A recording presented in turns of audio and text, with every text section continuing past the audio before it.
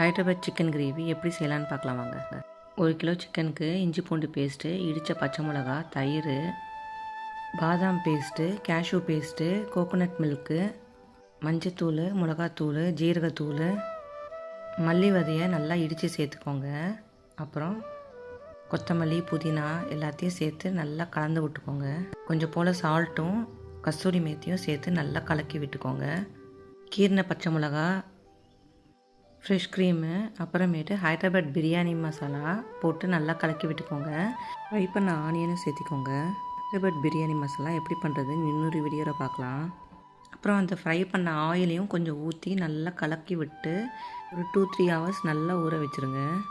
அவ்வளோதாங்க. இதை நல்லா அடுப்பில் வச்சுட்டு சிம்லேயே வச்சு நல்லா கொதிக்க விடுங்க. அவ்வளோதான், கிரேவி ரெடி ஆயிடுச்சு. இது ரொம்ப சூப்பராக இருக்கும். சப்பாத்திக்கு, பிரியாணிக்கு, எல்லாத்துக்கும் நீங்கள் ட்ரை பண்ணி பார்த்துட்டு எப்படி இருக்குன்னு சொல்லுங்கள்.